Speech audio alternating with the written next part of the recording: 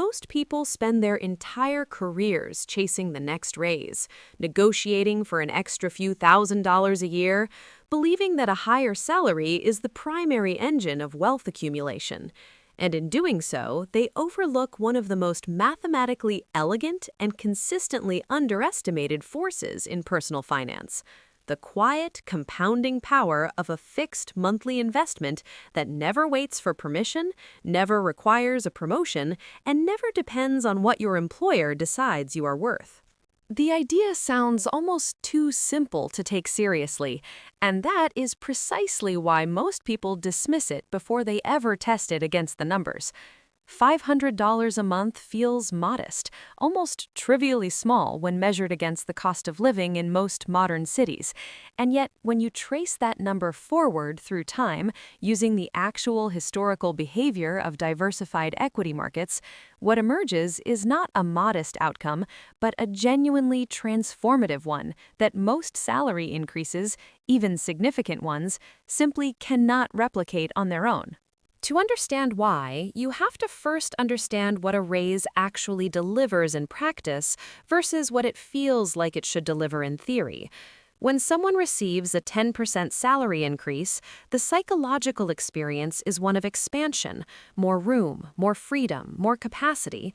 But the economic reality is far more complicated because that additional income arrives already reduced by income tax, and then it enters a lifestyle that has almost certainly expanded to meet it, a phenomenon behavioral economists call lifestyle inflation, which is not a personal failing, but a deeply wired human response to perceived abundance that operates largely beneath conscious awareness.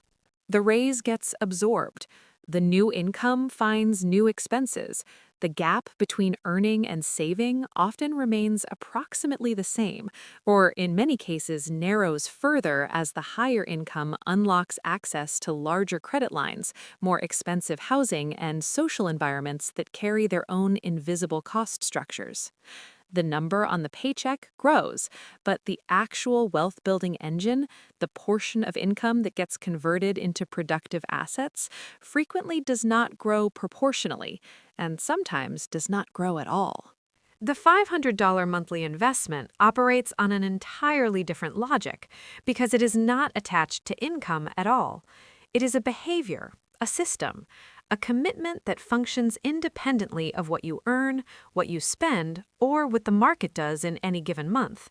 And its power comes not from the amount itself, but from the mechanism it activates, which is compounding, the process by which returns generate their own returns, creating a curve that starts almost invisibly flat and then, over time, bends sharply and dramatically upward in ways that feel mathematically counterintuitive until you have seen the numbers laid out clearly.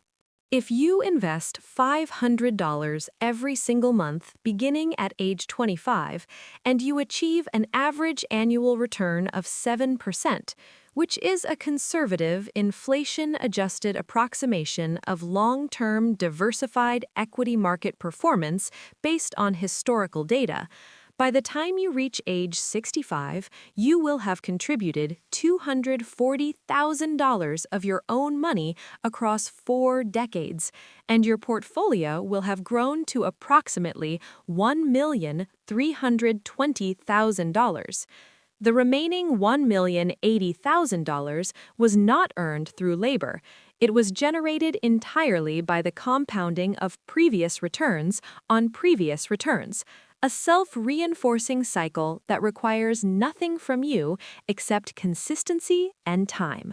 Now, apply the same framework to a raise.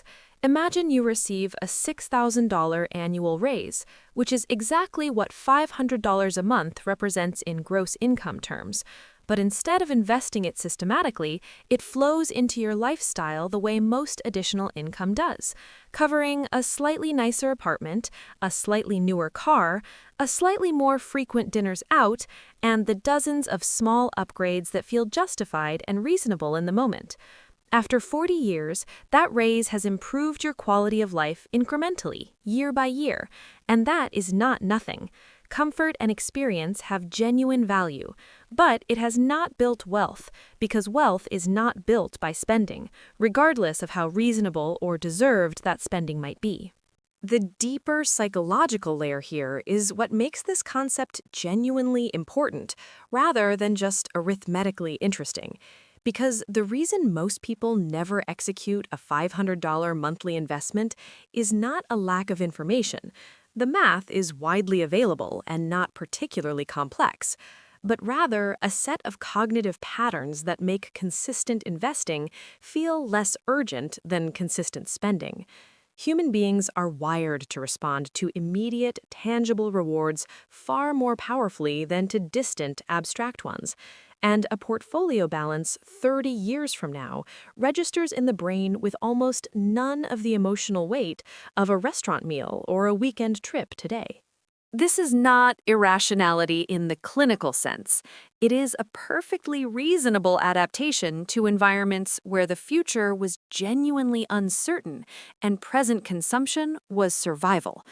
But it is a pattern that, when left unexamined in a modern financial context, reliably produces outcomes that people did not intend and did not want. The person who never builds the $500 habit does not usually make a conscious decision to prioritize spending over wealth. They simply never feel the acute urgency to start, and then 1 year becomes 5, and 5 becomes 15, and by the time the abstract future has become the concrete present, the compounding curve that should have been bending upward is still in its early, nearly invisible phase. What automation does, and this is why nearly every serious financial framework eventually arrives at it, is remove the decision from the emotional environment entirely. Because a $500 transfer that happens on the first of every month without requiring a conscious choice is immune to the psychological forces that make discretionary saving so unreliable. You cannot talk yourself out of a transfer that has already happened, and you cannot defer it until next month when your circumstances feel slightly more settled, because the system does not wait for your circumstances to feel settled, and your circumstances, if you are like most people, will never feel entirely settled. The $500 habit, maintained consistently across decades, does not just build a portfolio, it builds a relationship with capital that gradually reshapes how you understand money, risk, and time. Because as the balance grows and the compounding effect becomes visible rather than theoretical, something shifts in how you experience financial decisions, and that shift is perhaps the most underappreciated outcome of long-term systematic investing. Not just the number at the end, but the person you become in the process of getting there.